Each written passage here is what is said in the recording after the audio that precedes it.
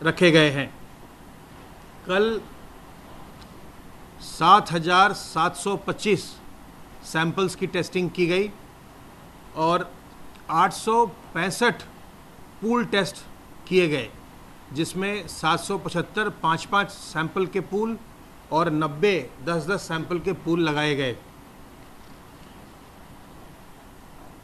Aarogya Setu app का हम लगातार उपयोग कर रहे हैं इस प्रदेश में, और अब तक हमारे राज्य स्तरीय कंट्रोल रूम से 35,932 लोगों को कॉल किया जा चुका है। यह कॉल उन लोगों को किया जाता है जिनका अलर्ट जनरेट होता है, जो किसी पॉजिटिव के क्लोज कांटेक्ट में आते हैं, और आरोग्य सेतु ऐप खुद ब खुद एक अलर्ट जनरेट करता है और वो उनका फ़ोन नंबर बता देता है। हमारे पास आ जाता है कि ये लोग जो हैं इनका ये किसी न किसी संक्रमित व्यक्ति के कांटेक्ट में आए हैं, तो उनको फिर हम अपने स्टेट कंट्रोल रूम से हम लगातार उनको फ़ोन करते हैं और उनका हालचाल पूछते हैं।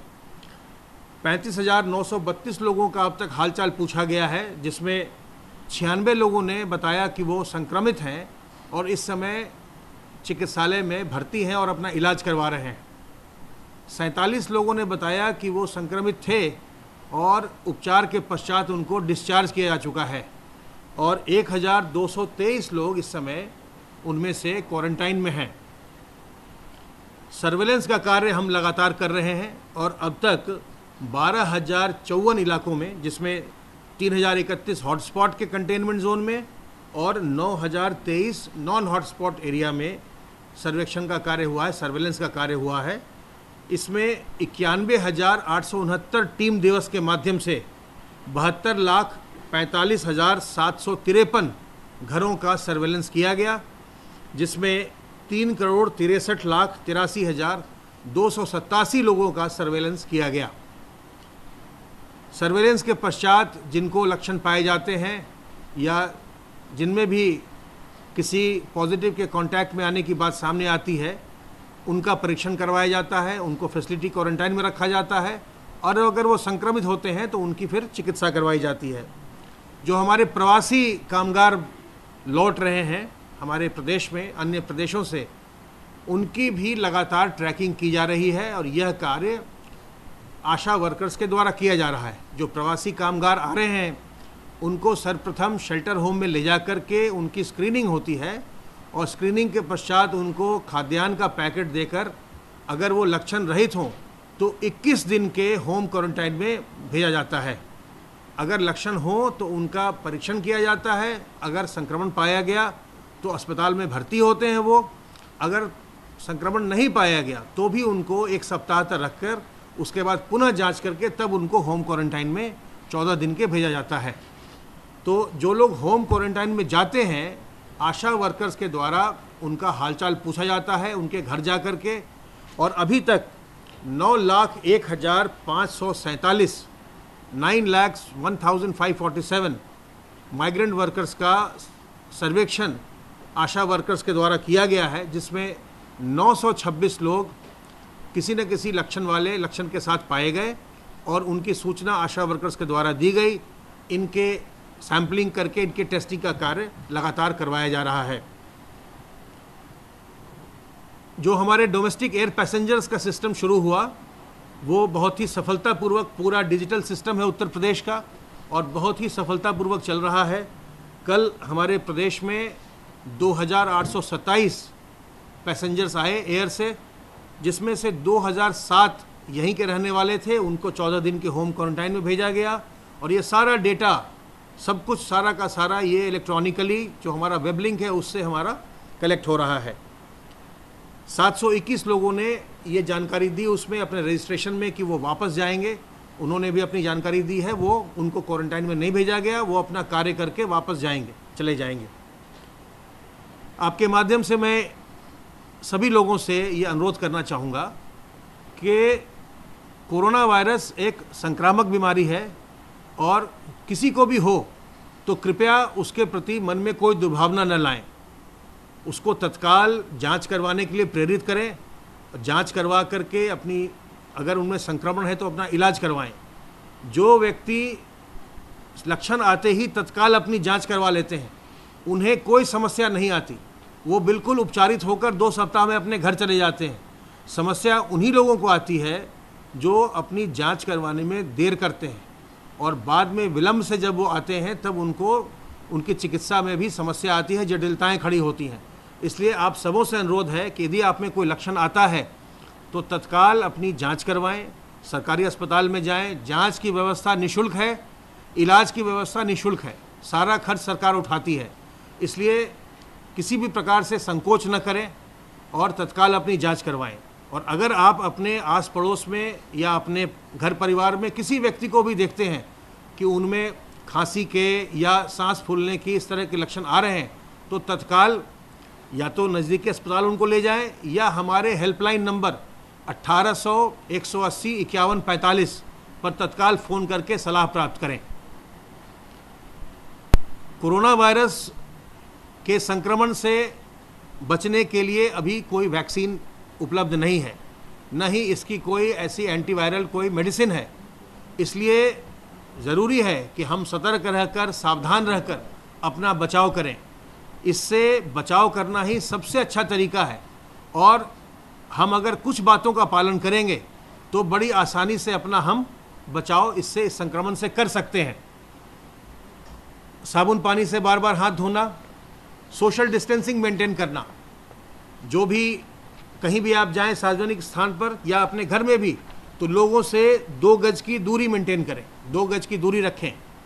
और उसके अलावे अपने मुंह और नाक को सार्वजनिक स्थलों पर ढक कर रखें। मास्क से ढकिए, रुमाल से ढकिए, दुपट्टे से ढकिए, गमछे से ढकिए, लेकिन उसको ढकिए, मुंह और नाक को ढकिए। इससे संक्रमण से आप बच पाएंगे। और साथ ही साथ चूँकि आजकल बहुत गर्म हवाएं चल रही हैं, बहुत गर्मी है, तो गर्मी से भी बचिए। लू भी लगने की संभावना आजकल है, तो इसलिए अच्छा है कि आप घरों में ही रहें। जितना कम निकलेंगे उतने ही लू इत्यादि की लगने की संभावना भी कम रहेगी और कोरोना वायरस से भी आप सुरक्षित रहेंगे। जो हमारे पास आंकड़े हैं उसके अनुसार 0 से 20 वर्ष के जो आयु वर्ग है उसके 18.33% लोग संक्रमित हैं। जो कुल संक्रमण है उसमें से 0 से 20 वर्ष के आयु वाले 18.33% हैं। जो 21 से 40 वर्ष वाले हैं कुल संक्रमण के 52.63% है। जो 41 से 60 वर्ष वाले हैं उनमें कुल संक्रमण के 22.76% है। और जो 60 साल से ऊपर वाले हैं वो अब 6.29% रह गया है। तो लगातार जो हम लोग इस बात को दोहरा रहे हैं कि बुजुर्गों को बचाइए, जिनको पहले से कोई बीमारी है उनको बचाइए, उनको संक्रमण न होने पाए, गर्भवती महिलाओं से दूर रहें और छोटे बच्चों को बचाएं। आपके माध्यम से जो संदेश जा रहा है गांव-गांव में, ग्राम निगरानी समिति के पास, मोहल्ला निगरानी समिति के पास, लोगों के पास, उसका असर ये हो रहा है कि बुजुर्गों का प्रतिशत संक्रमण में लगातार घट रहा है। आपके माध्यम से मैं ग्राम निगरानी समिति और मोहल्ला निगरानी समिति से पुनः एक बार अनुरोध करूंगा कि जो होम क्वारंटाइन की व्यवस्था है उसको मजबूती से चलाते रहें। अभी जब तक हमारे कामगार आ रहे हैं, प्रवासी कामगार, और वो अगर होम क्वारंटाइन को मजबूती से उसका पालन होता है तो हम लोग इस संक्रमण को नियंत्रित रखने में ज़रूर सफल होंगे। अब मैं अनुरोध करूंगा अपर मुख्य सचिव गृह से कि वो बाकी की बातें बताएंगे।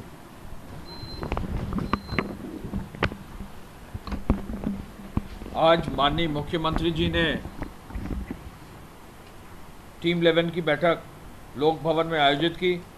मुख्यमंत्री जी ने सर्वप्रथम ये निर्देश दिया है कि जो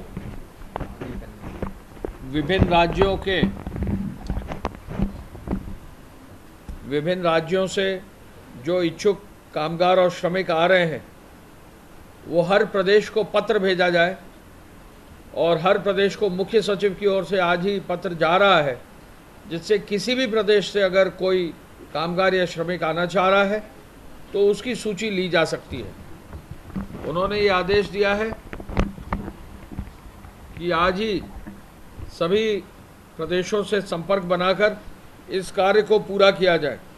प्रदेश सरकार हर श्रमिक, हर कामगार को जो आने के लिए इच्छुक है उसको लाने के लिए, सकुशल लाने के लिए, सुरक्षित लाने के लिए, सम्मानजनक रूप से लाने के लिए कटिबद्ध है।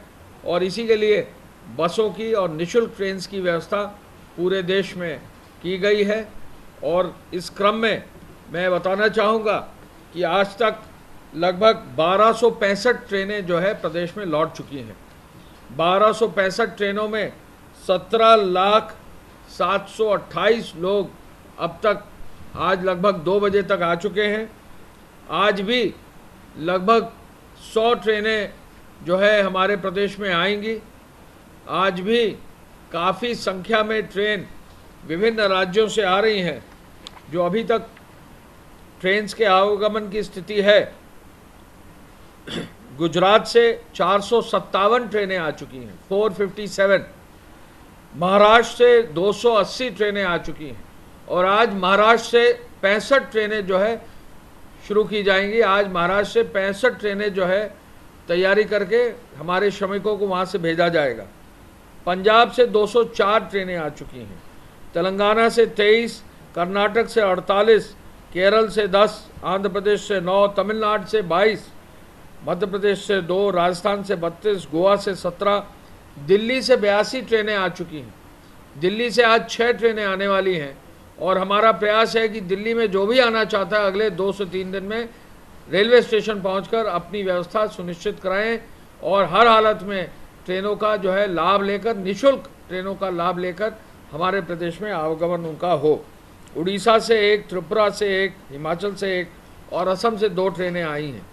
हम ये भी बताना चाहेंगे कि हरियाणा और राजस्थान से अभी भी निरंतर प्रतिदिन बसें चल रही हैं। कोई भी व्यक्ति हरियाणा या राजस्थान से आना चाहता है तो वो बसों के माध्यम से आ सकता है। अब एक जैसा हम पहले भी बता चुके हैं, गोरखपुर में आज तक 199 ट्रेनें आ चुकी हैं और गोरखपुर में ही केवल गोरखपुर के स्टेशन में 3 प्लेटफॉर्म्स पर अलग अलग व्यवस्था करके 2.5 लाख लोग गोरखपुर के रेलवे स्टेशन पर आ चुके हैं। जौनपुर के रेलवे स्टेशन पर 94 ट्रेनों में 1,35,000 लोग आ चुके हैं। लखनऊ के रेलवे स्टेशन पे 86 ट्रेन से 1,10,000 से अधिक लोग आ चुके हैं। इसके साथ साथ प्रयागराज में भी 53, प्रतापगढ़ में 65, वाराणसी में 83, मऊ में 42, गाजीपुर में 28, आजमगढ़ में 31, अयोध्या में 32, गोंडा में 63 train, 20 train Ambedkar Nagar, 64 train बस्ती, उन्नाव में 27, भारी संख्या में देवरिया में 83 ट्रेनें आ चुकी हैं। कुल 1265 ट्रेनें आ चुकी हैं और आज भी लगभग 100 ट्रेनें आएंगी और कुल 1454 ट्रेनें की व्यवस्था जो है, जो आ चुकी है, आने वाली हैं, उनकी व्यवस्था की गई है। और ये आंकड़ा केवल ट्रेन से अब 20 लाख क्रॉस कर गया है। आपको मालूम है कि बसेस से भी जो है लगभग 2.5 लाख लोगों को लाया गया है। पहले बसेस से 60,000 लोगों को लाया गया था। बॉर्डर से भी लोग अपने वाहनों से आ रहे हैं, तो ये संख्या अब 25 लाख से अधिक लोगों की हो गई है। और 25 लाख की संख्या के आधार पर बहुत अधिक संख्या में लोग हमारे प्रदेश में आ रहे हैं। हम ये भी आपको बताना चाहेंगे कि हमारे प्रदेश में जनपदवार जो लोग आ रहे हैं वो भी भारी संख्या में लोग आ रहे हैं। और जनपदवार जो सबसे अधिक लोग आए हैं, आजमगढ़ में आए हैं 56,000 से अधिक, संत कबीर नगर में 63,000 से अधिक, सिद्धार्थनगर में, पूरे प्रदेश में सिद्धार्थनगर में 1,13,000 से अधिक परसों तक लोग आ चुके थे जिनका डेटा फीड हो चुका है। बहराइच में 80,000 से अधिक, बलरामपुर में 67,000 से अधिक, गोंडा में 78,000, अयोध्या में 45,000 46,000 लोग आए हैं, सुल्तानपुर में 47,000 लोग आए हैं, कुशीनगर में 42,000 लोग आए हैं, महाराजगंज में 84,000 लोग आए हैं और हरदोई में 55,000 लोग आए हैं। इन जनपदों में ज़्यादा संख्या में लोग आए हैं। सहारनपुर में 98,000 से ज़्यादा लोग आए हैं, जौनपुर में 55,000 से लोग आए हैं। इन पूरे लोगों का, सभी का, जो हमारे श्रमिक और कामगार आए हैं, इनका डेटा एक एक व्यक्ति का कैप्चर किया जा रहा है। इनके मोबाइल फ़ोन पर जो है अब माननीय मुख्यमंत्री जी ने आदेश किया है कि जो हमारा सीएम हेल्पलाइन है उनसे प्रत्येक व्यक्ति को फ़ोन करके 200 लोगों का कॉल सेंटर केवल डेडिकेट करके ऐसे लोगों को कॉल करके उनके फ़ोन नंबर पर उनका हालचाल जान के उनके होम क्वारंटाइन की व्यवस्था जानते हुए उनकी स्किल डेटा पुनः चेक करके वेरीफाई करने का निर्देश उन्होंने दिया है और ये काम जो है अब तेज़ी से चल रहा है। आपको मालूम है भारी संख्या में जो लोग आए हैं, या तो वो कारपेंटर है, रियल एस्टेट के काम में है, या वो जो है ड्राइवर्स हैं, गार्डनर्स हैं, पेंटर्स हैं, बहुत सारे अच्छे अच्छे स्किल्स में जो है लोग पहले से माहिर हैं। उन लोगों को जो है अब आगे हमारे प्रदेश की जो पूरी व्यवस्था है एमएसएमई सेक्टर की, हमारे प्रदेश में जो विभिन्न जो क्षेत्रों में रोज़गार देने की व्यवस्था है, उस ओर जो है अब कार्य शुरू किया गया है और उसका निर्देश आज मुख्यमंत्री जी ने दिया है। क्वारंटाइन सेंटर्स पर और पुनः आज एक बार जांच करने का एक नया अभियान चलाने का मुख्यमंत्री जी ने निर्देश दिया है। उन्होंने ये भी कहा है कि 1 जून से अब जो है चौथी बार जो है खाद्यान्न की व्यवस्था निःशुल्क देने की कार्रवाई सुनिश्चित की जाएगी 1 जून 2020 से। मुख्यमंत्री जी ने जो स्किल मैपिंग करके डेटा कैप्चर करने का निर्देश दिया है, 15 दिन का समय दिया है और कोशिश हमारी होगी कि हमारे प्रदेश में जो एमएसएमई इकाइयाँ हैं इनको जो है कहीं ना कहीं इनका जो है समायोजन करें, इनकी दक्षता के अनुरूप और इनका कार्य लें। मुख्यमंत्री जी ने आज आदेश ये किया है कि सुबह के समय पार्कों को अब खोला जाए। तो आज ही जो है एक निर्णय होगा कि कैसे जो सार्वजनिक पार्क हैं उनको सुबह किस समय से किस समय तक खोला जाएगा।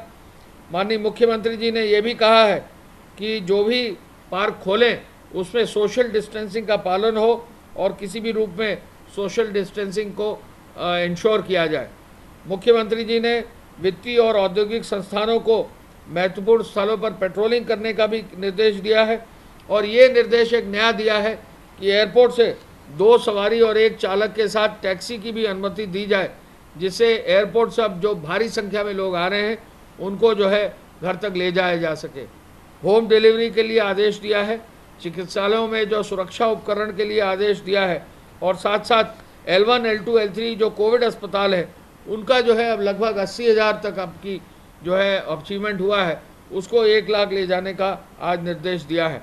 मुख्यमंत्री जी ने SGPGI, KGMU और डॉक्टर राम मनोहर लोहिया संस्थान को आधुनिक व्यवस्था से लैस करने का एक बड़ी और बृहद इंटरनेशनल स्टैंडर्ड तक लाने की एक कार्य योजना तैयार करने का निर्देश दिया है। गर्मी में बुंदेलखंड क्षेत्र में विशेष रूप से पेयजल की जो है विशेष रूप से ध्यान रखना पड़ता है। बुंदेलखंड क्षेत्र के हर नगरीय क्षेत्र और जो वहाँ पे टाउन एरियाज़ हैं, जो बड़े गांव हैं, वहाँ पर पेयजल और पेयजल के टैंकर को उपलब्ध कराने का भी निर्देश उन्होंने आज दिया है। गृह विभाग की ओर से हम आपको बताना चाहेंगे कि अब तक धारा 188 के अंतर्गत 57,897 FIR दर्ज कर दी गई हैं। कुल 1,61,000 लोगों को नामजद किया गया है और अब तक 21 करोड़ 80 लाख रुपए का जो है जुर्माना वसूल करके वाहनों के खिलाफ कार्रवाई की गई है। फेक न्यूज़ में भी अब 1205 मामलों में कार्रवाई सुनिश्चित की गई है। हॉटस्पॉट के एरियाज़ में 1009 हॉटस्पॉट अभी हुए हैं जो 533 थानों में हैं। 8,48,000 मकान इसमें निहित हैं। लगभग 48,95,000 लोग इसमें निहित हैं। इनको भी मजबूती से इन पर कार्य किया जा रहा है। कृषि उत्पादन आयुक्त के माध्यम से हॉटस्पॉट क्षेत्रों में विशेष रूप से जो है प्रोविज़न डिलीवरी, होम डिलीवरी की व्यवस्था की जा रही है और हॉटस्पॉट क्षेत्र में ही 164 सामुदायिक किचन जो है स्थापित किए गए हैं। राशन कार्डों के माध्यम से वितरण किया जा रहा है और मुख्यमंत्री जी ने आदेशित किया है किसी भी व्यक्ति का अगर राशन कार्ड प्रदेश में न हो तत्काल बनाया जाए और इसमें ग्राम स्तरीय कमिटीज़ को निर्देश उन्होंने दिया है। गेहूं क्रय अब 272 लाख क्विंटल का हो गया है और इसके साथ साथ जो है गेहूं समर्थन मूल्य पर काफ़ी भारी मात्रा में खरीद हो गई है। जो हमारे औद्योगिक क्षेत्र है उनमें 1678 करोड़ रुपए की धनराशि तनख्वाह के रूप में बांट दी गई है और अब तक 1,000 रुपये की दर से कुल 32,98,000 लोगों को धनराशि लगभग 330 करोड़ के आसपास बांट दी गई है। जो अभी तक आंकड़ा स्वास्थ्य विभाग का है, आपने देखा कि कोरोना के एक्टिव मरीजों की संख्या कम है। पूरा प्रदेश इस बात के लिए प्रयासरत है कि जो नए केसेस आए हैं, जो हमारे कुछ संक्रमित केसेस आए हैं, जो बाहर से श्रमिक और कामगार आए हैं, उनको तुरंत लक्षण पाए जाने पर उनको तुरंत चेकिंग करने के बाद उनको मेडिकल क्वारंटाइन पर भेजकर उनको जल्दी से जल्दी उनकी चिकित्सकीय व्यवस्था सुधार कर प्रदेश को जो है कोरोना के इसका जो संख्या है इसको सीमित रखने का निर्देश मुख्यमंत्री जी ने दिया है। पुनः इस अवसर पर मैं कहना चाहूँगा कि मुख्यमंत्री जी ने अपील की है कि जो भी हमारा प्रदेश का बाहर कहीं है, किसी प्रदेश में आना चाहता है, ट्रेन फ्री में चलाई जा रही हैं, उन ट्रेनों का सहारा लें। अगले 3 से 4 दिनों के अंदर वो हमारे प्रदेश में वापस सकुशल लौटे और प्रदेश में जो योजनाएं हैं उनसे उनका लाभ